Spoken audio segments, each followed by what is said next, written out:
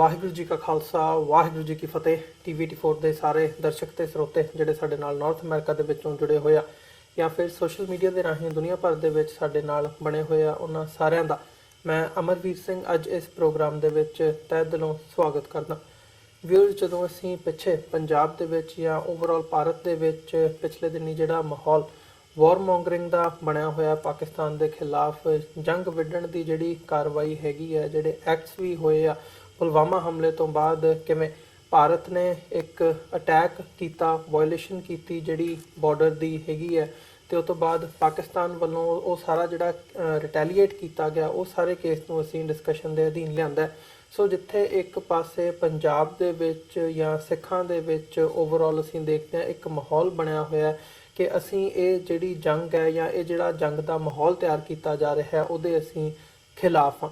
ਸੋ ਇਸ ਨੂੰ ਮੁੱਖ ਰੱਖਦਿਆਂ ਹੋਇਆਂ ਹੀ ਲੰਡਨ ਦੇ ਵਿੱਚ ਬੀਤਾ ਜਿਹੜਾ ਲੰਘਾ ਵੀਕਐਂਡ, ਉਦੋਂ ਉੱਥੇ ਲੰਡਨ ਦੇ ਜਿਹੜੇ ਇੰਡੀਅਨ ਅੰਬੈਸੀ ਹੈਗੀ ਹੈ, ਇੰਡੀਅਨ ਕੌਂਸੂਲੇਟ ਹੈ, ਉਹਦੇ ਬਾਹਰ ਇੱਕ ਪ੍ਰੋਟੈਸਟ ਉਲੀਕਿਆ ਗਿਆ ਸੀ, ਪ੍ਰੋਟੈਸਟ ਕੀਤਾ ਗਿਆ, ਜਿੱਥੇ ਸਿੱਖ ਆਰਗੇਨਾਈਜੇਸ਼ਨਸ ਤੇ ਕਸ਼ਮੀਰੀ ਆਰਗੇਨਾਈਜੇਸ਼ਨਸ ਵੱਲੋਂ ਸਾਂਝੇ ਤੌਰ ਤੇ ਇਸ ਮਾਹੌਲ ਦੇ ਖਿਲਾਫ ਜਾਂ ਭਾਰਤ ਦੀ ਜਿਹੜੀ ਮੋਦੀ ਸਰਕਾਰ ਹੈਗੀ ਆ ਉਹਨਾਂ ਦੀਆਂ ਨੀਤੀਆਂ ਦੇ ਖਿਲਾਫ ਜਿਹੜਾ ਮੁਜ਼ਾਹਰਾ ਹੈਗਾ ਉਹ ਕੀਤਾ ਗਿਆ। ਹੋਰ ਵੀ ਜਿਹੜੇ ਇਸ਼ੂਜ਼ ਨੇ ਇਹਦੇ 'ਚ ਡਿਸਕਸ ਕੀਤੇ ਗਏ ਆ ਜਾਂ ਮੰਗ ਕੀਤੀ ਗਈ ਹੈ, ਮੈਮੋਰੈਂਡਮਸ ਦਿੱਤੇ ਗਏ ਨੇ। ਜਿਵੇਂ ਅਸੀਂ ਪਿਛਲੇ ਸਮੇਂ ਦੇ ਵਿੱਚ ਦੇਖਿਆ, ਪਿਛਲੇ ਮਹੀਨੇ ਦੀ ਗੱਲ ਹੈ ਕਿ ਜਦੋਂ 3 ਸਿੱਖ ਨੌਜਵਾਨਾਂ ਨੂੰ ਜਿਹੜਾ ਲਿਟਰੇਚਰ ਹੈ, ਧਾਰਮਿਕ ਲਿਟਰੇਚਰ ਹੈ, ਉਹ ਰੱਖਣ ਦੇ ਆਧਾਰ ਦੇ ਉੱਤੇ ਉਹਨਾਂ 'ਤੇ ਜਿਹੜੇ ਸੈਡੀਸ਼ਨ ਦੇ ਚਾਰਜਸ ਨੇ ਉਹ ਥੋਪੇ ਗਏ, ਉਹਨਾਂ ਨੂੰ ਸਜ਼ਾ ਸੁਣਾਈ ਗਈ ਹੈ। ਸੋ ਇਹ ਵੀ ਇੱਕ ਬੜਾ ਵੱਡਾ ਇਸ਼ੂ ਹੈ ਜਦੋਂ ਅਸੀਂ ਹਿਊਮਨ ਰਾਈਟਸ ਵਾਇਲੇਸ਼ਨਸ ਦੀ ਗੱਲ ਕਰਦੇ ਹਾਂ। ਸੋ ਇਸ ਸਾਰੇ ਦੇ ਉੱਤੇ ਅਸੀਂ ਅੱਜ ਗੱਲਬਾਤ ਕਰਾਂਗੇ ਕਿ ਜਿਹੜਾ ਇਹ ਪ੍ਰੋਟੈਸਟ ਕੀਤਾ ਗਿਆ ਸੀ, ਉੱਥੇ ਥੋੜ੍ਹੀ ਜਿਹੀ ਵਾਇਲੈਂਸ ਦੀਆਂ ਵੀ ਖਬਰਾਂ ਜਿਹੜੀਆਂ ਹੈਗੀਆਂ ਨੇ ਉਹ ਆਈਆਂ ਨੇ, ਤੇ ਇੰਡੀਅਨ ਮੀਡੀਆ ਵੱਲੋਂ ਕਿਵੇਂ ਇਹ ਸਾਰੇ ਪਾਰਟ ਨੂੰ ਪ੍ਰੋਜੈਕਟ ਕੀਤਾ ਗਿਆ। ਸੋ ਉੱਥੇ ਐਗਜ਼ੈਕਟਲੀ ਵਾਪਰਿਆ ਕਿ ਲੰਡਨ ਦੇ ਵਿੱਚ, ਉਹਦੇ 'ਤੇ ਅਸੀਂ ਗੱਲਬਾਤ ਕਰਾਂਗੇ ਤੇ ਉਹਦੇ ਨਾਲ ਰਿਲੇਟਡ ਜਿਹੜੇ ਮੁੱਦੇ ਹੈਗੇ ਆ ਉਸ ਦੇ ਉੱਤੇ ਗੱਲਬਾਤ ਦੇ ਲਈ ਅੱਜ ਸਾਡੇ ਨਾਲ ਸਰਦਾਰ ਰਣਜੀਤ ਸਿੰਘ ਸਰਾਏ, ਜਿਹੜੇ ਕਿ ਲੰਡਨ ਤੋਂ, ਇੰਗਲੈਂਡ ਤੋਂ ਐਕਟਿਵਿਸਟ ਨੇ, ਸਿੱਖ ਐਕਟਿਵਿਸਟ ਨੇ, ਕਾਉਂਸਲ ਆਫ ਖਾਲਿਸਤਾਨ ਦੇ ਵੀ ਕਰਤਾ ਧਰਤਾਂ ਦੇ ਵਿੱਚ ਨੂੰ, ਤੇ ਜਿਹੜੀ ਵਰਲਡ ਸਿੱਖ ਪਾਰਲੀਮੈਂਟ ਹੋਂਦ ਦੇ ਵਿੱਚ ਆ ਰਹੀ ਹੈ ਇਸ ਵਕਤ, ਜਿਹਦੇ 'ਤੇ ਕੰਮ ਚੱਲ ਰਿਹਾ ਹੈ, ਉਹਦੇ ਵੀ ਉਹ ਮੈਂਬਰ ਨੇ। ਸੋ ਆਓ ਉਹਨਾਂ ਨਾਲ ਮਿਲ ਕੇ ਅੱਜ ਦੀ ਵਿਚਾਰ ਚਰਚਾ ਦੀ ਸ਼ੁਰੂਆਤ ਕਰਦੇ ਹਾਂ। ਸਰਾਏ ਸਾਹਿਬ, ਤੁਹਾਡਾ ਸਵਾਗਤ ਹੈ। ਵਾਹਿਗੁਰੂ ਜੀ ਕਾ ਖਾਲਸਾ ਵਾਹਿਗੁਰੂ ਜੀ ਕੀ ਫਤਿਹ ਜੀ। ਵਾਹਿਗੁਰੂ ਜੀ ਕਾ ਖਾਲਸਾ ਵਾਹਿਗੁਰੂ ਜੀ ਕੀ ਫਤਿਹ ਜੀ। ਸਰਾਏ ਸਾਹਿਬ, ਸਭ ਤੋਂ ਪਹਿਲਾਂ ਤਾਂ ਮੈਂ ਇਹ ਜਿਹੜਾ ਪ੍ਰੋਟੈਸਟ ਹੋਇਆ ਇੰਡੀਅਨ ਕੌਂਸੂਲੇਟ ਦੇ ਬਾਹਰ, ਇਸ ਦੇ ਵੇਰਵੇ ਹੀ ਜਾਣਨਾ ਚਾਹੂੰਗਾ ਕਿ ਐਗਜ਼ੈਕਟਲੀ ਉੱਥੇ ਹੋਇਆ ਕੀ ਨੌਬਤ ਬਣੀ ਕਿ ਪੁਲਿਸ ਵੱਲੋਂ, ਇੰਗਲੈਂਡ ਦੀ ਪੁਲਿਸ ਵੱਲੋਂ ਇਹਦੇ ਵਿੱਚ ਇੰਟਰਵੀਨ ਕਰਨਾ ਪਿਆ, ਤੇ ਜਿਹੜੀ ਵਾਇਲੈਂਸ ਦੀਆਂ ਵੀ ਖਬਰਾਂ ਹੈਗੀਆਂ ਨੇ ਉਹ ਕੀ ਨੇ, ਐਗਜ਼ੈਕਟਲੀ ਹੋਇਆ ਕੀ? ਇਸ ਤਰ੍ਹਾਂ ਭਾਈ ਸਾਹਿਬ ਕਿ ਸਿੱਖ ਤੇ ਕਸ਼ਮੀਰੀ ਜਥੇਬੰਦੀਆਂ ਵੱਲੋਂ ਇੱਕ ਮੁਜ਼ਾਹਰਾ ਰੱਖਿਆ ਗਿਆ ਇੰਡੀਅਨ ਹਾਈ ਕਮਿਸ਼ਨ ਦੇ ਸਾਹਮਣੇ ਜੀ, ਲੰਘਿਆ ਸ਼ਨੀਚਰਵਾਰ ਤੇ। ਇਹ ਉੱਥੇ ਸਿੱਖਾਂ ਨੇ ਤੇ ਕਸ਼ਮੀਰੀਆਂ ਨੇ ਬਿਲਕੁਲ ਸ਼ਾਂਤਮਈ ਢੰਗ ਨਾਲ ਪ੍ਰੋਟੈਸਟ ਕੀਤਾ, ਜਿਹਦੇ ਵਿੱਚ ਕਈ ਮੁੱਦੇ ਰੇਜ਼ ਕੀਤੇ ਜਿਨ੍ਹਾਂ ਦਾ ਤੁਸੀਂ ਜ਼ਿਕਰ ਕਰ ਚੁੱਕੇ ਆ ਇੰਟਰੋਡਕਸ਼ਨ ਵਿੱਚ ਜੀ। ਉਸ ਚੱਲਦੇ ਹੋਏ ਮੁਜ਼ਾਹਰੇ ਦੇ ਨਾਲ ਹੀ ਇੰਡੀਅਨ ਸਰਕਾਰ ਵੱਲੋਂ ਆਰਗੇਨਾਈਜ਼ਡ ਕਾਊਂਟਰ ਪ੍ਰੋਟੈਸਟ ਵੀ ਹੋਇਆ, ਤੇ ਪੁਲਿਸ ਨੇ, ਜਿਸ ਤਰ੍ਹਾਂ ਇੱਥੇ UK ਦੀ ਪ੍ਰੈਕਟਿਸ ਆ, ਪੁਲਿਸ ਨੇ ਉਹ ਜਿਹੜੇ ਕਾਊਂਟਰ ਪ੍ਰੋਟੈਸਟਰ ਆ ਉਹਨਾਂ ਨੂੰ ਇੱਕ ਪਾਸੇ ਕਰਕੇ ਉਹਨਾਂ ਦੀ ਜਗ੍ਹਾ ਇੱਕ ਹੋਰ ਬਣਾਈ ਸੀ, ਤੇ ਮੇਨ ਪ੍ਰੋਟੈਸਟ ਵਾਲਿਆਂ ਦੀ ਜਗ੍ਹਾ ਹੋਰ ਬਣਾਈ ਆ ਜੀ। ਤੇ ਦੋਨੋਂ ਹੀ ਗਰੁੱਪ ਤਕਰੀਬਨ, ਇਹ 'ਚ ਫਰਕ ਹੋਊਗਾ 100 ਮੀਟਰ ਸ਼ਾਇਦ ਦੋਨੋਂ ਗਰੁੱਪਾਂ ਦਾ, ਤੇ ਇਹ ਬਿਲਕੁਲ ਇੰਡੀਅਨ ਹਾਈ ਕਮਿਸ਼ਨ ਦੇ ਸਾਹਮਣੇ ਹੋ ਰਿਹਾ। ਤੇ ਉਹ ਆਪਣਾ ਜੋ ਪ੍ਰੋਟੈਸਟ ਸੀ, ਇਹ ਪਿਛਲੇ ਸਾਲ ਦੀ ਤਰ੍ਹਾਂ, ਕਿਉਂਕਿ ਯਾਦ ਰੱਖਣ ਵਾਲੀ ਗੱਲ ਆ, ਨੋਟ ਕਰਨ ਵਾਲੀ ਗੱਲ ਆ ਕਿ ਆਪਣੇ ਜਿਹੜੇ ਮੁਜ਼ਾਹਰੇ ਆ ਸਿੱਖਾਂ ਦੇ, ਇਹ ਹੁਣ ਅਸੀਂ 30-35 ਸਾਲ ਕਰਦੇ ਆਏ ਆ UK ਵਿੱਚ ਇੰਡੀਅਨ ਹਾਈ ਕਮਿਸ਼ਨ ਦੇ ਸਾਹਮਣੇ ਜੀ। ਪਰ ਇਹ ਪਿਛਲੇ ਸਾਲ ਤੋਂ ਹੀ ਇਹ ਨਵੀਂ ਨੀਤੀ ਇੰਡੀਅਨ ਗਵਰਨਮੈਂਟ ਜਾਂ ਮੋਦੀ ਸਰਕਾਰ ਵੱਲੋਂ ਅਪਣਾਈ ਗਈ।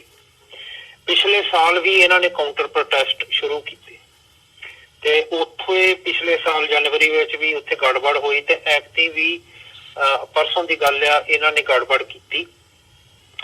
ਪਹਿਲੀ ਤਾਂ ਇਹਨਾਂ ਨੇ ਤਕਰੀਬਨ 2 ਇਹਨਾਂ ਦੇ ਜਰੀਏ ਸੀਗੇ ਪ੍ਰਵੋਕ ਕਰਨ ਦੀ ਸਿਚੁਏਸ਼ਨ।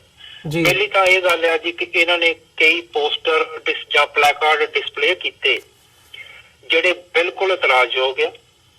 ਸਿੱਖਾਂ ਦੀਆਂ ਦਸਤਾਰਾਂ ਵਿੱਚ ਉਹਨਾਂ ਨੇ ਦਰਜ ਕੀਤੀਆਂ ਇਮੇजेस ਉਸ ਪਲੈਕਾਰਡ ਵਿੱਚ, ਤੇ ਉਹਨਾਂ ਦੇ ਥੱਲੇ ਕਈ ਮਤਲਬ ਬਹੁਤ ਆਬਜੈਕਸ਼ਨੇਬਲ ਪ੍ਰੋਵੋਕੇਟਿਵ ਲੈਂਗੁਏਜ ਜਾਂ ਸਟੇਟਮੈਂਟਾਂ ਦਿੱਤੀਆਂ। ਜੀ ਇੱਕ ਤੇ ਲਿਖਿਆ ਆ ਕਿ ਇਹ ਜਿਹੜੇ ਸਿੱਖ ਆ ਇਹ ਇੱਕ ਪਾਸੇ ਇਹ ਗੱਲ ਕਰਦੇ ਆ 2020 ਤੇ ਅਸਲੀਅਤ ਹੈਗੀ 420। ਜੀ ਸੋ ਜਿੱਥੇ ਇਹਨਾਂ ਦੀ ਇੱਕ ਪੋਲੀਟੀਕਲ ਅਟੈਕ ਹੋਈ ਆਪਣੇ ਸੈਲਫ ਡਿਟਰਮੀਨੇਸ਼ਨ ਦੇ ਐਕਟਿਵਿਸਟ ਤੇ ਉੱਥੇ ਇਹ ਆਬਜੈਕਸ਼ਨੇਬਲ 420 ਦਾ ਜਿਹੜਾ ਇਹਨਾਂ ਨੇ ਦੱਸਿਆ, ਇਹ ਸਾਰੀ ਸਿੱਖ ਕੌਮ ਤੇ ਅਟੈਕ ਕੀਤਾ, ਜਿੱਥੇ ਇਹਨਾਂ ਨੇ ਪੱਗ ਦੇ ਨਿਸ਼ਾਨੇ ਥੱਲੇ ਇਹ ਸਟੇਟਮੈਂਟ ਦਿੱਤੀ। ਇੱਕ ਹੋਰ ਸੀ ਪਲੈਕਾਰਡ ਜਿਹਦੇ ਵਿੱਚ ਪੱਗ ਦੇ ਥੱਲੇ, ਇੱਕ ਪੱਗ ਦੀ ਇਮੇਜ ਦੇ ਥੱਲੇ, ਦਸਤਾਰ ਦੀ ਇਮੇਜ ਦੇ ਥੱਲੇ ਇਹ ਇੰਡੀਅਨ ਫਲੈਗ ਦਾ ਦਿੱਤਾ ਤੇ ਵੰਦੇ ਮਾਤਰਮ ਤੇ ਇਹ ਯੂਨਾਈਟਿਡ ਇੰਡੀਆ। ਸੋ ਇਹ ਐਕਚੁਅਲੀ ਪੱਗ ਜਿਹੜੀ ਸਾਡੇ ਲਈ ਧਾਰਮਿਕ ਤੌਰ ਤੇ ਸਾਡੇ ਲਈ ਕਿੰਨੀ ਵੱਡੀ ਚੀਜ਼ ਆ, ਉਸ ਨੂੰ ਰਿਡਿਊਸ ਕੀਤਾ ਗਿਆ ਕਿ ਉਹ ਇੰਡੀਅਨ ਸਟੇਟ ਦੇ ਸਬਸਰਵੀਐਂਟ, ਇੰਡੀਅਨ ਸਟੇਟ ਦੇ ਗੁਲਾਮ ਇੱਕ ਨਿਸ਼ਾਨਾ, ਇੱਕ ਸਿੰਬਲ ਬਣਾਇਆ। ਜੀ ਤੇ ਅਸੀਂ ਉਸ ਵੇਲੇ ਪੁਲਿਸ ਵਾਲਿਆਂ ਨੂੰ ਵੀ ਕਿਹਾ ਕਿ ਇਹਨਾਂ ਦੇ ਪਲੈਕਾਰਡ ਤੁਸੀਂ ਲੈ ਲਓ, ਨਹੀਂ ਤਾਂ ਇੱਥੇ ਸਿਚੁਏਸ਼ਨ ਆਊਟ ਆਫ ਕੰਟਰੋਲ ਹੋ ਸਕਦੀ ਹੈ। ਤੇ ਪੁਲਿਸ ਵਾਲਿਆਂ ਨੇ ਵੀ ਮੇਰਾ ਖਿਆਲ ਕੁਛ ਇਹਨਾਂ ਦੇ ਪਲੈਕਾਰਡ ਲੈ ਲਏ ਤੇ ਕੁਛ ਆਪਣੇ ਬੰਦਿਆਂ ਨੇ ਵੀ ਜਾ ਕੇ ਲੈ ਲਏ। ਦੂਜੀ ਗੱਲ ਇਹ ਆ ਕਿ ਇਹਨਾਂ ਨੂੰ ਜਦੋਂ, ਕਿਉਂਕਿ ਇਹਨਾਂ ਨੂੰ ਗੁੱਸਾ ਬਹੁਤ ਚੜ੍ਹਦਾ, ਇਹਨਾਂ ਨੂੰ ਇਹ ਕੋਈ ਝੱਲ ਨਹੀਂ ਹੁੰਦੀ ਗੱਲ, ਜਦੋਂ ਤੇ ਸਿੱਖ ਤੇ ਕਸ਼ਮੀਰੀ ਮਤਲਬ ਮੋਢੇ ਨਾਲ ਮੋਢੇ ਜੋੜ ਕੇ ਇਹ ਮੁਜ਼ਾਹਰੇ ਕਰਦੇ ਆ ਜਾਂ ਕੋਈ ਸ਼ਾਂਤਮਈ ਢੰਗ ਨਾਲ ਕੋਈ ਪੋਲੀਟੀਕਲ ਐਕਟਿਵਿਜ਼ਮ ਕਰਦੇ ਆ, ਬਿਲਕੁਲ ਹੀ ਇਹਨਾਂ ਦੀ ਨੈਰੇਟਿਵ ਨੂੰ ਖਤਰਾ ਪੈਂਦਾ ਆ। ਕਿਉਂਕਿ ਇਹਨਾਂ ਦਾ ਨੈਰੇਟਿਵ ਆ ਕਿ ਇਹ ਜੀ ਇੱਕ ਤਾਂ ਡਿਵਾਈਡ ਐਂਡ ਰੂਲ ਇਹਨਾਂ ਦੀ ਪਾਲਿਸੀ ਆ। ਦੂਜੀ ਗੱਲ ਆ ਇਹਨਾਂ ਦੀ ਨੈਰੇਟਿਵ ਵਿੱਚ ਇਹ ਆ ਕਿ ਇਹ ਲੋਕ ਵਾਇਲੈਂਟ ਆ, ਐਕਸਟ੍ਰੀਮਿਸਟ ਆ, ਟੈਰਰਿਸਟ ਆ। ਤੇ ਜਦੋਂ ਸ਼ਾਂਤਮਈ ਢੰਗ ਨਾਲ ਤੁਸੀਂ ਪੀਸਫੁਲ ਪੋਲੀਟੀਕਲ ਪ੍ਰੋਟੈਸਟ ਕਰਦੇ, ਇਹਨਾਂ ਲਈ ਬਹੁਤ ਔਖਾ ਜੀ। ਇਹਨਾਂ ਦਾ ਜਿਹੜਾ ਪ੍ਰੋਪਾਗੈਂਡਾ ਆ ਇਹ ਮਤਲਬ ਡਿਫੀਟ ਹੁੰਦਾ ਹੈ ਇੰਟਰਨੈਸ਼ਨਲ ਪੱਧਰ ਤੇ। ਸੋ ਅੰਤ ਵਿੱਚ ਇਹਨਾਂ ਨੇ ਕੁਛ ਬੰਦਿਆਂ ਨੇ ਆਣ ਕੇ ਜਿੱਦੇ ਤੋਂ ਪ੍ਰੋਟੈਸਟ ਕਰਦੇ ਸੀ ਸਿੱਖ ਜਾਂ ਕਸ਼ਮੀਰ, ਇਹਨਾਂ ਨੇ ਹੁੱਲੜਬਾਜ਼ੀ ਕਰਨ ਦੀ ਕੋਸ਼ਿਸ਼ ਕੀਤੀ ਹੈ, ਜਿਹਦੇ ਵਿੱਚ ਇੱਕ ਅਨਫੋਰਚੂਨੇਟਲੀ ਇੱਕ ਕਸ਼ਮੀਰੀ ਜਰਨਲਿਸਟ ਫਰੀਦ ਕੁਰੈਸ਼ੀ ਜੀ, ਜੋ ARY ਚੈਨਲ ਦੇ ਜਰਨਲਿਸਟ ਹੈ, ਤੇ ਉਹਨਾਂ ਤੇ ਅਟੈਕ ਕੀਤਾ ਗਿਆ। ਉਹਨਾਂ ਦੇ ਜ਼ਖਮ ਮੂੰਹ ਤੇ ਦਿਸਦੇ ਆ, ਪੁਲਿਸ ਨੇ ਵੀ ਰਿਕਾਰਡ ਕੀਤੀ ਇਹ ਚੀਜ਼ ਜੀ। ਤੇ ਇਸ ਦੇ ਬਾਵਜੂਦ ਫਿਰ ਕੁਛ ਆਪਣੇ ਮੁੰਡਿਆਂ ਨੇ ਵੀ ਰਿਐਕਟ ਕੀਤਾ। ਕੁਦਰਤੀ ਸੈਲਫ ਡਿਫੈਂਸ ਦਾ ਜਿਹੜਾ ਹੁੰਦਾ ਆ ਰਿਐਕਸ਼ਨ, ਉਹ ਤਾਂ ਹੋਣਾ ਹੀ ਹੋਣਾ। ਸੋ ਇਹ ਉੱਥੇ ਜਿਹੜੇ ਕੁਛ ਸੀਨ ਸੋਸ਼ਲ ਮੀਡੀਆ ਤੇ ਤੁਸੀਂ ਦੇਖ ਰਹੇ ਹੋ, ਤਾਂ ਇਹ ਸਾਰਾ ਕੁਛ ਤਾਂ ਵਾਪਰਿਆ ਕਿਉਂਕਿ ਇਹ ਇੰਡੀਅਨ ਸਾਈਡ ਨੇ ਜੋ ਡਾਇਰੈਕਸ਼ਨ ਇਹਨੂੰ ਕਲੀਅਰਲੀ ਮਿਲ ਰਹੀ ਸੀ, ਡਾਇਰੈਕਸ਼ਨ ਇੰਡੀਅਨ ਹਾਈ ਕਮਿਸ਼ਨ ਦੇ ਅਫਸਰਾਂ ਤੋਂ, ਇਹਨਾਂ ਦੇ ਅੰਦਰੋਂ ਇਹਨਾਂ ਨੂੰ ਡਾਇਰੈਕਸ਼ਨ ਮਿਲ ਰਹੀ ਸੀ। ਇਹ ਜਿਹੜੇ ਇਹਨਾਂ ਦੇ ਕਾਊਂਟਰ ਪ੍ਰੋਟੈਸਟਰ ਸੀ, ਕੁਛ ਲੋਕ ਅੰਦਰ ਵੀ ਜਾਂਦੇ ਤੇ ਬਾਹਰ ਨਿਕਲੇ ਜਾਂਦੇ ਦੇਖੇ ਜਾਂਦੇ ਸੀ ਕਲੀਅਰਲੀ ਕਿ ਇੰਡੀਅਨ ਹਾਈ ਕਮਿਸ਼ਨ ਦੇ ਅੰਦਰ ਬਾਹਰ। ਸੋ ਇਹਨਾਂ ਦੀ ਛੇੜਖਾਨੀ ਕਰਕੇ, ਇਹਨਾਂ ਦੀ ਪ੍ਰੋਵੋਕੇਸ਼ਨ ਕਰਕੇ ਉੱਥੇ ਕੁਛ ਡਿਸਰਪਸ਼ਨ ਹੋਈ ਆ, ਜਿਹਦੇ ਵਿੱਚ ਪੁਲਿਸ ਨੇ ਦਖਲਅੰਦਾਜ਼ੀ ਕਰਕੇ ਉਹ ਫਿਰ ਸ਼ਾਂਤਮਈ ਢੰਗ ਨਾਲ ਫਿਰ ਸਾਰਾ ਮਤਲਬ ਹੈਂਡਲ ਕਰ ਲਿਆ ਪ੍ਰੋਗਰਾਮ। ਪਰ ਇਹ ਨਿਸ਼ਾਨੀ ਇਹ ਜ਼ਰੂਰ ਆਪਾਂ ਨੂੰ ਸਮਝ ਲੈਣੀ ਚਾਹੀਦੀ ਜੀ ਕਿ ਇਹ ਇੱਕ ਵਾਰੀ ਨਹੀਂ, ਹੁਣ 2 ਵਾਰੀ ਹੋ ਗਿਆ 2 ਸਾਲਾਂ ਵਿੱਚ ਜੀ। ਇਹ ਕਿਉਂ ਕਰ ਰਹੇ ਆ? ਮੋਦੀ ਸਰਕਾਰ ਕਿਉਂ ਪ੍ਰਵੋਕ ਕਰ ਰਹੀ ਆ? ਨੰਬਰ 1 ਜੀ, ਇਹ ਤੁਹਾਨੂੰ ਜ਼ਾਹਰ ਕਰਨਾ ਚਾਹੁੰਦੇ ਆ, ਉੱਥੇ ਵਾਇਲੈਂਸ ਕਰਾ ਕੇ ਤੁਹਾਨੂੰ ਇਹ ਇਲਜ਼ਾਮ ਲਾਉਣਾ ਚਾਹੁੰਦੇ ਆ ਕਿ ਇਹ ਕਰਾਉਂਦੇ ਆ। ਅਸਲੀਅਤ ਇਹ ਆ ਕਿ ਆਪ ਕਰਦੇ ਆ ਵਾਇਲੈਂਸ। ਤੇ ਨੰਬਰ 2 ਕਿ ਇਹਨਾਂ ਕੋਲ ਐਕਚੁਅਲੀ ਇਹ ਸੱਚਮੁੱਚ ਹੀ ਇਹ ਤੰਗ ਹੋਏ ਪਏ ਆ ਕਿ ਇਹ ਲੋਕ ਕਿਉਂ ਆਪਣੇ ਆਪ ਨੂੰ ਪੋਲੀਟੀਕਲੀ ਮੋਬਿਲਾਈਜ਼ ਕਰਕੇ ਅੰਤਰਰਾਸ਼ਟਰੀ ਸਟੇਜ ਤੇ ਆਪਣੀ ਗੱਲ ਕਰਦੇ ਆ। ਖਾਸ ਕਰਕੇ ਸਿੱਖ ਤੇ ਕਸ਼ਮੀਰੀ ਜਦੋਂ ਰਲ ਕੇ ਗੱਲ ਕਰਦੇ ਆ, ਇਹਨਾਂ ਨੂੰ ਇਹ ਗੱਲ ਬਹੁਤ ਜ਼ਿਆਦਾ ਚੁੱਭਦੀ ਹੈ ਜੀ। ਸਰਾਏ ਸਾਹਿਬ, ਗੱਲ ਮੁੱਦਿਆਂ ਦੀ ਕਰੀਏ। ਜਿਹੜੀ ਇਹ ਵਾਰ ਦੇ ਖਿਲਾਫ ਜਿਹੜਾ ਭਾਰਤ ਪਾਕਿਸਤਾਨ ਦੇ ਵਿਚਕਾਰ ਇਹ ਮਾਹੌਲ ਬਣਿਆ ਹੋਇਆ ਹੈ ਤੇ ਉਹਦੇ ਵਿੱਚ ਜੋ ਇੰਡੀਅਨ ਗਵਰਨਮੈਂਟ ਵੱਲੋਂ ਜਾਂ ਮੀਡੀਆ ਦੇ ਵੱਲੋਂ ਜਿਵੇਂ ਇੱਕ ਵਾਰ ਹਿਸਟੀਰੀਆ ਕ੍ਰੀਏਟ ਕਰਨ ਦੀ ਲਾਈਨ ਲਈ ਗਈ ਹੈ, ਇਹਦੇ ਖਿਲਾਫ ਜਿਹੜੀ ਹੈਗੀ ਹੈ, ਤੁਸੀਂ ਇਹ ਪ੍ਰੋਟੈਸਟ ਦੀ ਇੱਕ ਵੱਡਾ ਰੀਜ਼ਨ ਸੀ ਕਿ ਜਿਹਦੇ ਖਿਲਾਫ ਇਹ ਪ੍ਰੋਟੈਸਟ ਉਲੀਕਿਆ ਗਿਆ ਸੀ। ਸੋ ਉਸ ਬਾਬਤ ਕੀ ਕਹਿਣਾ ਚਾਹੋਗੇ? ਜਿਹੜੀ ਇਹ ਸਿਚੁਏਸ਼ਨ ਬਣੀ ਹੋਈ ਹੈ ਉਹਦੇ ਵਿੱਚ ਪਾਕਿਸਤਾਨ ਦਾ ਰੋਲ, ਉਹਦੇ ਵਿੱਚ ਭਾਰਤ ਦਾ ਰੋਲ, ਇਸ ਬਾਬਤ ਜਿਹੜੀਆਂ ਯੂਕੇ ਦੀਆਂ ਆਰਗੇਨਾਈਜੇਸ਼ਨਸ ਹੈਗੀਆਂ ਨੇ, ਉਹ ਕਸ਼ਮੀਰੀ ਆਰਗੇਨਾਈਜੇਸ਼ਨਸ ਹੋਣ ਜਾਂ ਸਿੱਖ ਆਰਗੇਨਾਈਜੇਸ਼ਨਸ ਹੋਣ, ਉਹ ਕੀ ਸੋਚਦੀਆਂ ਨੇ?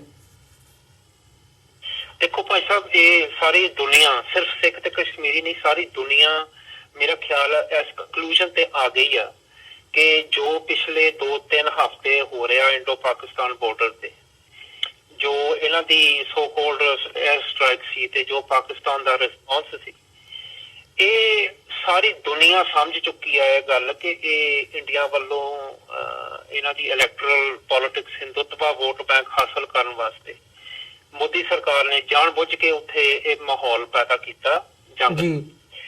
ਇਹ ਸਿਰਫ ਆਪਾਂ ਨਹੀਂ ਕਹਿ ਰਹੇ, ਉਹ ਮੀਡੀਆ, ਤੁਸੀਂ ਯੂਕੇ ਦਾ ਮੀਡੀਆ ਦੇਖ ਲਓ, ਤੁਸੀਂ ਅਮਰੀਕਾ ਦਾ ਮੀਡੀਆ ਦੇਖ ਲਓ, ਮੇਨ ਸਟ੍ਰੀਮ ਜਿਹੜੇ ਬ੍ਰੌਡਕਾਸਟ ਜਾਂ ਪਬਲਿਸ਼ਿੰਗ ਜਿਹੜੇ ਬੋਡੀਜ਼ ਆ, ਉਹ ਸਮਝ ਚੁੱਕੇ ਆ ਤੇ ਉਹ ਕਹਿ ਰਹੇ ਆ ਕਿ ਇੰਡੀਆ ਦੇ ਜਿਹੜੇ ਅਪਰੋਚ ਆ ਉਹ ਬਿਲਕੁਲ ਗਲਤ ਆ ਔਰ ਉਹਦਾ ਕਾਰਨ ਕੀ ਆ, ਉਹ ਇਲੈਕਟਰਲ ਸਾਈਕਲ ਦੇ ਨਾਲ ਸੰਬੰਧਿਤ ਆ। ਦੂਜੇ ਪਾਸੇ ਜੋ ਪਾਕਿਸਤਾਨ ਦਾ ਪੋਸਚਰ ਆ ਉਹ ਬੜਾ ਸ਼ਲਾਘਾਯੋਗ ਰਿਹਾ ਆ। ਇਮਰਾਨ ਖਾਨ ਨੇ ਜੋ ਇਹ ਪੀਸ ਜੈਸਚਰ ਕਰਕੇ ਉਹ ਪਾਇਲਟ ਜੋ ਉਹਦਾ ਪਲੇਨ ਸੁੱਟਿਆ ਗਿਆ, ਉਹ ਪਾਇਲਟ ਜਿਸ ਤਰ੍ਹਾਂ ਉਹਨਾਂ ਨੇ ਰਿਲੀਜ਼ ਕੀਤਾ ਤੇ ਉਹਦੇ ਵਿੱਚ ਉਹਨਾਂ ਨੇ ਜ਼ਾਹਰ ਕਰ ਦਿੱਤਾ ਕਿ ਪਾਕਿਸਤਾਨ ਅਮਨ ਸ਼ਾਂਤੀ ਚਾਹੁੰਦਾ ਜੀ, ਪਾਕਿਸਤਾਨ ਕਿਸੇ ਤਰ੍ਹਾਂ ਦਾ ਵੀ ਉੱਥੇ ਮਿਲਟਰੀ ਕੌਨਫਲਿਕਟ ਵਿੱਚ ਇੰਟਰਸਟਿਡ ਨਹੀਂ। ਹਾਲਾਂਕਿ ਇਮਰਾਨ ਖਾਨ ਨੇ ਉਹਨੇ ਆਪ ਕਿਹਾ ਕਿ ਇਹ ਸਾਡੇ ਪਾਕਿਸਤਾਨ, ਉਹ ਕਹਿੰਦਾ ਸਾਡੀ ਇੰਟਰਨੈਸ਼ਨਲ ਇੰਟਰਸਟ ਵਿੱਚ ਇਹ ਬਿਲਕੁਲ ਨਹੀਂ ਹੋਣਾ ਚਾਹੀਦਾ। ਤੇ ਇਹ ਹੁਣ ਇੰਟਰਨੈਸ਼ਨਲ ਕੰਕਲੂਜਨ ਜੋ ਦੁਨੀਆ ਨੇ ਰਾਇਵਟ ਕੀਤਾ ਉਹ ਤਾਂ ਇੱਕ ਪਾਸੇ ਰਿਹਾ। ਆਪਣੀ ਜਿਹੜੀ ਵਿਸ਼ੇਸ਼ਤਾ ਹੈ ਨਾ ਭਾਈ ਸਾਹਿਬ, ਇਹਦੇ ਵਿੱਚ ਆਪਣੀ ਗੱਲ ਦੀ ਵਿਸ਼ੇਸ਼ਤਾ ਇਹ ਆ ਕਿ ਇਹ ਜਿਹੜਾ ਇੰਡੋ ਪਾਕਿਸਤਾਨ ਕੌਨਫਲਿਕਟ ਆ, ਇਹ ਦੋ ਸਟੇਟ ਹੈਗੇ ਆ ਜੀ ਤੇ ਇਹਨਾਂ ਦੀ ਕੌਨਫਲਿਕਟ ਹੋਵੇ, ਪਰ ਜਿਹੜੀ ਸਿੱਖ ਕੌਮ ਆ ਨਾ ਜੀ, ਸਿੱਖ ਕੌਮ ਇਸ ਇੰਡੋ ਪੈਕ ਕੌਨਫਲਿਕਟ ਦੀ ਪਾਰਟੀ ਹੈ ਨਹੀਂ। ਹਾਂਜੀ, ਸਿੱਖ ਕੌਮ ਇੱਕ ਵੱਖਰੀ ਕੌਮ ਆ, ਸਾਡੀ ਸੈਪਰੇਟ ਨੈਸ਼ਨਲ ਇੰਟਰਸਟ ਆ ਜੀ, ਜਿਹਨੂੰ ਆਪਾਂ ਪ੍ਰੋਟੈਕਟ ਕਰਨਾ, ਜਿਹਨੂੰ ਆਪਾਂ ਮਤਲਬ ਆਪਣੀ ਗੱਲ ਕਰਨੀ ਆ, ਆਪਣਾ ਉੱਥੇ ਹੋਮਲੈਂਡ ਆ। ਮਿਲਟਰੀ ਐਕਸਪਰਟਸ ਕਹਿ ਰਹੇ ਆ ਕਿ ਜੇ ਉੱਥੇ ਇੰਡੋ ਪਾਕਿਸਤਾਨ ਦੀ ਲੜਾਈ ਸ਼ੁਰੂ ਹੋਈ ਤੇ ਕਾਰਨ ਹੋਊਗਾ ਕਸ਼ਮੀਰ, ਪਰ ਉਹ ਜਿਹੜਾ ਮੈਦਾਨ ਹੋਊਗਾ, ਉਹ ਜਿਹੜਾ ਜੰਗ ਆ ਉਹ ਪੰਜਾਬ ਵਿੱਚ ਹੀ ਲੜਿਆ ਜਾਊਗਾ ਤੇ ਇੰਡੀਆ ਸਰਕਾਰ ਜਾਣਬੁੱਝ ਕੇ ਪੰਜਾਬ ਦੀ ਧਰਤੀ ਵਰਤ ਰਹੀ ਆ ਇਸ ਕੰਮ ਲਈ। ਇਹਦਾ ਫਿਰ ਤੁਸੀਂ ਜਦੋਂ ਸਿੱਖ ਐਂਗਲ ਤੋਂ ਦੇਖਦੇ ਆ, ਜੇ ਪੰਜਾਬ ਜੰਗ ਦਾ ਅਖਾੜਾ ਬਣਦਾ ਹੈ, ਇਸੇ ਕਰਕੇ ਸਿੱਖਾਂ ਵੱਲੋਂ ਜਾਂ ਅਦਰਵਾਈਜ਼ ਜਿਹੜਾ ਸਾਡਾ ਵਿਰੋਧ ਹੋ ਰਿਹਾ ਕਿ ਅਸੀਂ ਇਸ ਜੰਗ ਦੇ ਖਿਲਾਫ ਹਾਂ। ਸੋ ਇਹ ਜਿਹੜੀ ਜੰਗ ਦੇ ਖਿਲਾਫ ਹੋਣ ਦੀ ਗੱਲ ਹੈਗੀ ਹੈ ਜਾਂ ਜਿਹੜਾ ਤੁਸੀਂ ਪੁਆਇੰਟ ਰੇਜ਼ ਕੀਤਾ ਹੈ, ਇਸ ਬਾਬਤ ਕੀ ਕਹਿਣਾ ਚਾਹੋਗੇ ਕਿ ਪੰਜਾਬ ਦਾ ਇਹਦੇ ਵਿੱਚ ਕੀ ਸਟੇਕ ਤੇ ਹੈ ਜੇ ਕੋਈ ਸਿਚੁਏਸ਼ਨ ਇਦਾਂ ਦੀ ਬਣਦੀ ਹੈ? ਦੇਖੋ ਭਾਈ ਸਾਹਿਬ, ਪੰਜਾਬ ਦੇ ਲੋਕ, ਖਾਸ ਕਰਕੇ ਸਿੱਖ ਤੇ ਬਾਕੀ ਪੰਜਾਬੀ, ਪੰਜਾਬ ਦੀ ਧਰਤੀ ਇੱਕ ਬੇਸਿਕ ਫੰਡਾਮੈਂਟਲ ਸਟੇਕ ਹੋਲਡਰ ਆ ਇਸ ਸਾਰੇ ਸਿਚੁਏਸ਼ਨ ਵਿੱਚ ਜੀ। ਕਿਉਂ ਜੇ ਕਿਤੇ ਇਹ ਜੰਗ ਛਿੜ ਗਿਆ, ਜੇ ਈਵਨ ਨਿਊਕਲੀਅਰ ਵੈਪਨ ਦੀ ਵਰਤੋਂ ਕੀਤੀ ਗਈ ਤੇ ਪੰਜਾਬ ਦਾ ਸਫਾਇਆ ਹੋ ਜਾਣਾ। ਜਿੱਥੇ ਆਪਣੀ ਸਿੱਖ ਨੇਸ਼ਨ ਦੀ ਹੋਮਲੈਂਡ ਆ, ਜਿੱਥੇ ਆਪਣੇ ਮੋਸਟ ਸਿੱਖ ਦੁਨੀਆ ਵਿੱਚ ਰਹਿ ਰਹੇ ਆ, ਉੱਥੇ ਕੁਛ ਵੀ ਨਹੀਂ ਰਹਿਣਾ। ਤੇ ਜੇ ਸਿੱਖ ਕੌਮ ਹੈ ਇਸ ਮੌਕੇ ਤੇ ਇਹ ਗੱਲ ਨਹੀਂ ਕਰ ਸਕਦੀ ਕਿ ਸਾਡੀ ਆਜ਼ਾਦ ਹਸਤੀ ਆ, ਸਾਡੀ ਕੌਮ ਆ, ਅਸੀਂ ਆਪਣੀ ਗੱਲ ਕਰਨੀ ਆ, ਅਸੀਂ ਆਪਣੇ ਪੰਜਾਬ ਦੀ ਰੱਖਿਆ ਦੀ ਗੱਲ ਕਰਨੀ ਆ, ਅਸੀਂ ਆਪਣੇ ਪੋਪੂਲੇਸ਼ਨ ਦੀ ਰੱਖਿਆ ਦੀ ਗੱਲ ਕਰਨੀ ਆ, ਤੇ ਆਪਾਂ ਕਹਿ ਰਹੇ ਆ ਕਿ ਉਹ ਬਿਲਕੁਲ ਜੰਗ ਨਹੀਂ ਹੋਣਾ ਚਾਹੀਦਾ, ਪੀਸ ਹੋਣਾ ਚਾਹੀਦਾ, ਅਮਨ ਹੋਣਾ ਚਾਹੀਦਾ। ਜਿੰਨੇ ਵੀ ਇਹਨਾਂ ਦੇ ਕੌਨਫਲਿਕਟ ਆ, ਚਾਹੇ ਉਹ ਕਸ਼ਮੀਰ ਹੋਵੇ, ਚਾਹੇ ਕੁਛ ਵੀ ਹੋਰ ਹੋਵੇ, ਉਹ ਡਾਇਲੋਗ ਔਰ ਸ਼ਾਂਤਮਈ ਢੰਗ ਨਾਲ ਉਹ ਹੱਲ ਕਰਨ। ਤੇ ਸਿੱਖਾਂ ਦਾ ਰੋਲ ਇਹ ਹੋਣਾ ਚਾਹੀਦਾ ਕਿ ਕਿਸੇ ਵੀ ਹਾਲਾਤ ਵਿੱਚ ਜੇ ਇੰਡੀਆ ਨੇ ਇਹ ਜੰਗ ਸ਼ੁਰੂ ਕੀਤਾ ਤੇ ਸਿੱਖ ਹਿੱਸੇਦਾਰ ਨਹੀਂ ਬਣਨੇ ਚਾਹੀਦੇ ਸਿੱਖਾਂ ਨੂੰ। ਅਸੀਂ ਈਵਨ ਇੱਥੇ ਤੱਕ ਕਹਿੰਦੇ ਆ ਕਿ ਸਿੱਖਾਂ ਦੇ ਜਿਹੜੇ ਫੌਜੀ ਆ, ਸਿੱਖ ਫੌਜੀ ਜੋ ਇੰਡੀਅਨ ਫੋਰਸਿਸ ਵਿੱਚ ਭਰਤੀ ਹੈ, ਉਹਨਾਂ ਨੂੰ ਜੇ ਜੰਗ ਛੱਡਿਆ ਉਹਨਾਂ ਨੂੰ ਬਿਲਕੁਲ ਹਿੱਸਾ ਨਹੀਂ ਲੈਣਾ ਚਾਹੀਦਾ। ਉਹਨਾਂ ਨੂੰ ਐਕਚੁਅਲੀ ਅਫੈਂਸਿਵ ਐਕਸ਼ਨ ਲੈਣ ਦੇ ਥਾਂ ਉਹਨਾਂ ਨੂੰ ਪੰਜਾਬ ਆਉਣਾ ਚਾਹੀਦਾ, ਉਹਨਾਂ ਨੂੰ ਪੰਜਾਬ ਦੀ ਰੱਖਿਆ ਕਰਨੀ ਚਾਹੀਦੀ ਹੈ। ਡਿਫੈਂਸਿਵ ਪੋਸਚਰ ਹੋਵੇ ਤੇ ਬਿਲਕੁਲ ਨਹੀਂ ਇਹ ਹਿੰਦੂਤਵਾ ਪੋਲਿਟਿਕਸ ਦੀ ਚਾਲ ਵਿੱਚ ਇਹਨਾਂ ਚੱਕਰ ਵਿੱਚ ਆ ਕੇ ਅਸੀਂ ਉਸ ਫੈਸ਼ਿਸਟ ਸਰਕਾਰ ਦੀ ਮਦਦ ਕਰਨੀ ਬਿਲਕੁਲ ਨਹੀਂ ਕਰਨੀ। ਅਸੀਂ ਆਪਣੇ ਲੋਕਾਂ ਦੀ, ਅਸੀਂ ਆਪਣੇ ਨੈਸ਼ਨਲ ਇੰਟਰਸਟ ਦੀ ਰਾਖੀ ਕਰਨੀ ਹੈ ਜੀ। ਤੇ ਸਰਾਏ ਸਾਹਿਬ, ਇਹਦੇ ਵਿੱਚ ਜਿਹੜਾ ਕਸ਼ਮੀਰੀਆਂ ਦਾ ਰੋਲ ਹੈਗਾ ਉਹਨੂੰ ਤੁਸੀਂ ਕਿਵੇਂ ਐਨਾਲਾਈਜ਼ ਕਰਦੇ ਹੋ? ਇਹ ਸਾਰੇ ਪਾਰਟ ਦੇ ਵਿੱਚ ਕਸ਼ਮੀਰੀਆਂ ਨੇ ਵੀ ਪੰਜਾਬੀਆਂ ਦੇ ਨਾਲ, ਸਿੱਖਾਂ ਦੇ ਨਾਲ ਹਾਰ ਦਾ ਨਾਰਾ ਮਾਰਿਆ ਤੇ ਉਹਨਾਂ ਨੇ ਵੀ ਜਿਹੜਾ ਇਹ ਸਾਰਾ ਪਾਰਟ ਹੈਗਾ ਇਸ ਸਾਰੇ ਮਾਹੌਲ ਦੇ ਵਿੱਚ, ਭਾਵੇਂ ਉਹ ਬੈਕ ਹੋਮ ਜਦੋਂ ਅਸੀਂ ਪੰਜਾਬ ਜਾਂ ਅਦਰਵਾਈਜ਼ ਦੇਖਦੇ ਹਾਂ ਕਿਵੇਂ ਕਸ਼ਮੀਰੀਆਂ ਦੇ ਉੱਤੇ ਅਟੈਕਸ ਹੋਏ ਨੇ, ਤੇ ਉਹਦੇ ਵਿੱਚ ਸਿੱਖਾਂ ਨੇ ਆਮ ਤੌਰ ਤੇ ਵੀ ਤੇ ਸਿੱਖ ਆਰਗੇਨਾਈਜੇਸ਼ਨਸ ਵੱਲੋਂ ਵੀ ਇਹ ਗੱਲ ਕੀਤੀ ਗਈ ਕਿ ਉਹਨਾਂ ਨੇ ਅਪੀਲ ਵੀ ਕੀਤੀ ਤੇ ਆਪ ਜਾ ਕੇ ਕਸ਼ਮੀਰੀਆਂ ਦੀ ਮਦਦ ਕੀਤੀ, ਉਹਨਾਂ ਨੂੰ ਵਾਪਸ ਸੁਰੱਖਿਅਤ ਕਸ਼ਮੀਰ ਵੀ ਪਹੁੰਚਾਇਆ। ਬਿਲਕੁਲ, ਤੇ ਇਹਨਾਂ ਨੇ ਕਾਫੀ ਅਪਰੀਸ਼ੀਏਟ ਕੀਤਾ ਕਸ਼ਮੀਰੀਆਂ ਨੇ ਸਾਡੇ ਨਾਲ। ਇਹਨਾਂ ਨੇ ਬਹੁਤ ਸਾਰੇ ਮੈਸੇਜ ਪਹੁੰਚਾਏ ਆ ਸਾਡੇ ਕੋਲ ਕਿ ਤੁਸੀਂ ਆਪਣੇ ਜਿਹੜੇ ਉੱਥੇ ਇੰਡੀਆ 'ਚ ਜਾਂ ਪੰਜਾਬ ਵਿੱਚ ਵਸਦੇ ਸਿੱਖ, ਤੁਸੀਂ ਸਾਡੇ ਵੱਲੋਂ ਕਸ਼ਮੀਰੀ ਗਰੁੱਪ ਇੱਥੇ ਸਾਨੂੰ ਕਹਿ ਰਹੇ ਆ ਕਿ ਤੁਸੀਂ ਉਹਨਾਂ ਨੂੰ ਸਾਡੀ ਜਿਹੜੀ ਅਪਰੀਸ਼ੀਏਸ਼ਨ ਹੈ ਉਹ ਤੁਸੀਂ ਪਹੁੰਚਾਓ।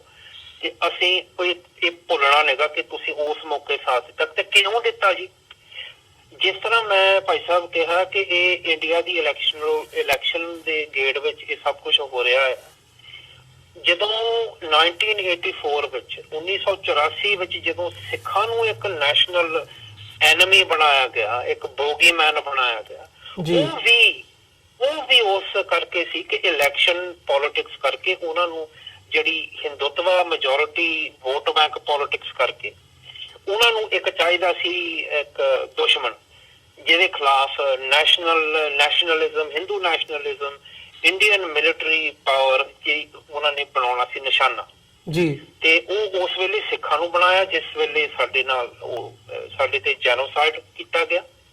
ਸੋ ਸਾਨੂੰ ਇਹਨਾਂ ਚੀਜ਼ਾਂ ਦਾ ਪਤਾ, ਸਾਨੂੰ ਤਜਰਬਾ ਆ, ਅਸੀਂ ਇਹ ਕੰਮ ਇਹ ਸਭ ਕੁਝ ਹੰਡਿਆ ਆ, ਦੇਖਿਆ ਆ, ਸਾਡੇ ਨਾਲ ਬੀਤ ਚੁੱਕਾ।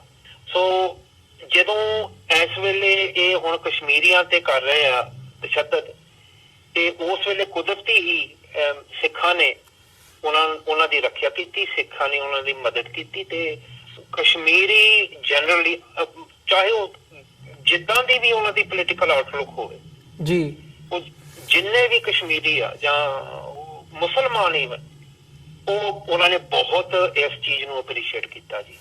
ਤੇ ਇਹਦੇ ਨਾਲ ਹੀ ਸਾਨੂੰ ਇਹ ਵੀ ਕਹਿਣ ਦੀ ਗੱਲ ਆ ਜੀ ਕਿ ਜਿੱਥੇ ਇਹ ਜੰਗ ਹੋਵੇ ਜਾਂ ਨਾ ਹੋਵੇ, ਇਹ ਮਿਲਟਰੀ ਕਨਫਰੰਟੇਸ਼ਨ ਹੋਵੇ ਜਾਂ ਨਾ ਹੋਵੇ, UN ਵੀ ਹੁਣ ਕਹਿ ਰਿਹਾ, ਕਈ ਜਿਹੜੇ ਵਰਲਡ ਪਾਵਰਸ ਆ ਉਹ ਕਹਿ ਰਹੇ ਆ ਕਿ ਤੁਸੀਂ ਨਾ ਕਰੋ। ਤੇ ਜੇ ਨਾ ਵੀ ਹੋਵੇ ਤਾਂ ਫਿਰ ਵੀ ਇਹ ਰਿਸਕ ਹੈਗਾ ਆ, ਜੇ ਅੱਜ ਨਹੀਂ ਤਾਂ ਕੱਲ ਨੂੰ ਹੋ ਸਕਦਾ, ਤੇ ਇਸ ਸਾਲ ਨਹੀਂ ਤਾਂ ਅਗਲੇ ਸਾਲ ਹੋ ਸਕਦਾ। ਇਹਦਾ ਐਕਚੁਅਲ ਲੌਂਗ ਟਰਮ ਹੱਲ ਲੱਭਣ ਦੀ ਲੋੜ ਆ। ਕਸ਼ਮੀਰੀਆਂ ਦਾ ਜੋ ਸੈਲਫ ਡਿਟਰਮੀਨੇਸ਼ਨ ਸਿਵਲ ਨਿਰਣੇ ਦਾ ਹੱਕ ਆ, ਜੋ ਅੰਤਰਰਾਸ਼ਟਰੀ ਕਾਨੂੰਨ ਵਿੱਚ ਦਰਜ ਆ, ਜੋ ਯੂਨਾਈਟਿਡ ਨੇਸ਼ਨ ਸਿਕਿਉਰਿਟੀ ਕਾਉਂਸਲ ਦੇ ਰੈਜ਼ੋਲੂਸ਼ਨ ਵਿੱਚ ਦਰਜ ਹੈ, ਤੇ ਇਹਨਾਂ ਨੂੰ ਉਸ ਆਧਾਰ ਤੇ, ਉਸ ਬੁਨਿਆਦ ਤੇ ਹੀ ਉਹ ਕਸ਼ਮੀਰੀ ਜਿਹੜਾ ਕੌਨਫਲਿਕਟ ਹੈ ਉਹਨੂੰ ਹੱਲ ਕਰਨਾ ਚਾਹੀਦਾ ਸ਼ਾਂਤਮਈ ਢੰਗ ਨਾਲ, ਡਾਇਲੋਗ ਰਾਹੀਂ, ਇੰਟਰਨੈਸ਼ਨਲ ਇੰਟਰਵੈਂਸ਼ਨ ਰਾਹੀਂ। ਤੇ ਉਹ ਜਿਹੜਾ ਮੁੱਢਲਾ ਜਿਹੜਾ ਇਹਨਾਂ ਦਾ ਸੰਘਰਸ਼ ਆ ਆਜ਼ਾਦੀ ਦਾ, ਖੁਦ ਮੁਖਤਿਆਰੀ ਦਾ ਕਸ਼ਮੀਰੀਆਂ ਦਾ, ਅਸੀਂ ਸਪੋਰਟ ਕਰਦੇ ਹਾਂ। ਤੇ ਉਹੀ ਅਸੂਲ ਤੇ ਉਹ ਸਾਨੂੰ ਸਪੋਰਟ ਕਰਦੇ ਆ, ਕਿਉਂਕਿ ਉਹੀ ਇੰਟਰਨੈਸ਼ਨਲ ਲਾਅ ਜੋ ਕਸ਼ਮੀਰ ਵਿੱਚ ਲਾਗੂ ਹੋਣਾ ਚਾਹੀਦਾ ਉਹ ਪੰਜਾਬ ਵਿੱਚ ਵੀ ਲਾਗੂ ਹੋਣਾ ਚਾਹੀਦਾ। ਸਿੱਖਾਂ ਦਾ ਵੀ ਜੋ ਸਵੈ ਨਿਰਣੇ ਦਾ ਹੱਕ ਆ ਉਹਨੂੰ ਵੀ ਰਿਸਪੈਕਟ ਕੀਤਾ ਜਾਣਾ ਚਾਹੀਦਾ। ਸਾਡਾ ਜਿਹੜਾ ਆਜ਼ਾਦੀ ਦਾ ਸੰਘਰਸ਼ ਆ ਜੋ 1986 ਦਾ ਸਰਬੱਤ ਖਾਲਸਾ ਵੱਲੋਂ ਫੈਸਲਾ ਕੀਤਾ ਗਿਆ ਕੌਮ ਦਾ ਕਿ ਸਿੱਖ ਇੱਕ ਇੰਡੀਪੈਂਡੈਂਟ ਸਟੇਟ ਆਪਣੀ ਹੋਮਲੈਂਡ ਵਿੱਚ ਬਣਾਉਣਗੇ, ਇਹ ਸਾਡਾ ਸੈਲਫ ਡਿਟਰਮੀਨੇਸ਼ਨ ਦਾ ਫੈਸਲਾ ਹੋ ਚੁੱਕਾ। ਇਹਨੂੰ ਲਾਗੂ ਕਰਨਾ ਚਾਹੀਦਾ ਸ਼ਾਂਤਮਈ ਢੰਗ ਨਾਲ। ਤੇ ਜਿੱਥੇ ਸਿੱਖਾਂ ਲਈ ਵੀ ਇਹ ਕਾਨੂੰਨ ਕੰਮ ਕਰ ਰਿਹਾ ਹੈ, ਇੰਟਰਨੈਸ਼ਨਲ ਕਾਨੂੰਨ, ਉੱਥੇ ਹੀ ਕਸ਼ਮੀਰ ਵਿੱਚ ਵੀ ਇਹ ਕੰਮ ਕਰਨਾ ਚਾਹੀਦਾ। ਜੀ, ਤੇ ਭਾਈ ਸਾਹਿਬ ਮੈਂ ਜਿਹੜਾ ਇੱਕ 3 ਸਿੰਘਾਂ ਦਾ ਜਿਹੜਾ ਤੁਸੀਂ ਇਸ਼ੂ ਰੇਜ਼ ਕੀਤਾ ਯੂਕੇ ਦੇ ਵਿੱਚ, ਉਸ ਬਾਬਤ ਵੀ ਜਾਣਨਾ ਚਾਹੂੰਗਾ ਕਿ ਇਹ ਜਿਹੜਾ ਇੱਕ ਨਵਾਂ ਪ੍ਰੈਸੀਡੈਂਟ ਸੈੱਟ ਕੀਤਾ ਗਿਆ ਹੈ ਵੀ ਲਿਟਰੇਚਰ ਰੱਖਣ ਦੇ ਆਧਾਰ ਤੇ ਜਿਹੜੀਆਂ ਦੇਸ਼ ਧਰੋਹ ਦੀਆਂ ਧਾਰਾਵਾਂ ਨੇ ਉਹਨਾਂ ਦਾ ਲਾਏ ਜਾਣਾ ਤੇ ਫਿਰ ਸਜ਼ਾ ਕੀਤੀ ਜਾਣੀ, ਜਿਹੜਾ ਕਿ ਮਤਲਬ ਐਨ ਐਕਟ ਆਫ, ਤੁਸੀਂ ਮਤਲਬ ਇਹਨੂੰ ਕੀ ਕਹਿ ਸਕਦੇ ਹੋ, ਉਹਨਾਂ ਵੱਲੋਂ ਜੋ ਕਿਹਾ ਗਿਆ ਵੀ ਜੀ ਇਹ ਸਟੇਟ ਦੇ ਖਿਲਾਫ ਐਕਟ ਵੇਜ ਵਾਰ ਕਰ ਰਹੇ ਸੀ, ਜੰਗ ਵਿੱਢ ਰਹੇ ਸੀ ਜਾਂ ਜੰਗ ਵਿੱਢਣ ਦੀ ਤਿਆਰੀ ਕਰ ਰਹੇ ਸੀ। ਸੋ ਇਹ ਜਿਹੜਾ ਇੱਕ ਨਵਾਂ ਪ੍ਰੈਸੀਡੈਂਟ ਸੈੱਟ ਕੀਤਾ ਗਿਆ, ਇਸ ਬਾਬਤ ਯੂਕੇ ਦੇ ਸਿੱਖਾਂ ਵੱਲੋਂ ਜੋ ਇਹ ਪ੍ਰੋਟੈਸਟ ਕੀਤਾ ਗਿਆ ਉਹਦੇ ਵਿੱਚ ਵੀ ਇਹਦੇ ਖਿਲਾਫ ਆਵਾਜ਼ ਉਠਾਈ ਗਈ ਹੈ। ਸੋ ਕੀ ਕਹਿਣਾ ਚਾਹੋਗੇ ਇਸ ਬਾਰੇ, ਤੇ ਕੀ ਯੂਕੇ ਦੀ ਜਿਹੜੀ ਸਰਕਾਰ ਹੈਗੀ ਹੈ ਉੱਥੋਂ ਦੇ ਨੁਮਾਇੰਦਿਆਂ ਦੇ ਨਾਲ ਵੀ ਇਸ ਇਸ਼ੂ ਦੇ ਉੱਤੇ ਕੋਈ ਗੱਲਬਾਤ ਹੋਈ ਹੈ? ਦੇਖੋ ਭਾਜੀ, ਇਹ ਬੜੀ ਅਜੀਬ ਜਿਹੀ ਗੱਲ ਆ ਕਿ ਹੁਣ ਕਈ ਸਾਲ ਹੋ ਗਏ ਸਾਡੀ ਪੋਲੀਟੀਕਲ ਆਵਾਜ਼ ਪੰਜਾਬ ਵਿੱਚ ਸਪਰੈਸ ਕੀਤੀ ਗਈ ਆ ਨਜਾਇਜ਼ ਤੌਰ ਤੇ, ਪਰ ਤੇ ਉਹਦੇ ਵਿੱਚ ਇਹਨਾਂ ਨੇ ਇੰਡੀਅਨ ਕਨਸਟੀਟਿਊਸ਼ਨ, ਜਿਹਦੇ ਵਿੱਚ ਆਪਾਂ ਫਿਰ ਵੀ ਯਕੀਨ ਨਹੀਂ ਰੱਖਦੇ, ਪਰ ਫਿਰ ਵੀ ਇੰਡੀਅਨ ਸਰਕਾਰ ਨੂੰ ਤਾਂ ਆਪਣੀ ਕਨਸਟੀਟਿਊਸ਼ਨ ਦੇ ਮੁਤਾਬਕ ਚੱਲਣਾ ਚਾਹੀਦਾ। ਇੰਡੀਆ ਸਰਕਾਰ ਨੇ ਕਈ ਸਾਲਾਂ ਤੋਂ ਇੱਕ ਸੈਡੀਸ਼ਨ ਦਾ ਜਿਹੜਾ ਕਾਨੂੰਨ ਆ ਉਹ ਵਰਤਿਆ ਗਿਆ, ਦੁਰਵਰਤੋਂ ਕੀਤੀ ਗਈ ਉਸ ਕਾਨੂੰਨ ਦੀ, ਲੋਕਾਂ ਨੂੰ ਸਾਇਲੈਂਟ ਕਰਨ ਵਾਸਤੇ, ਪੋਲੀਟੀਕਲ ਡਿਸੈਂਟ ਨੂੰ ਬੰਦ ਕਰਨ ਵਾਸਤੇ।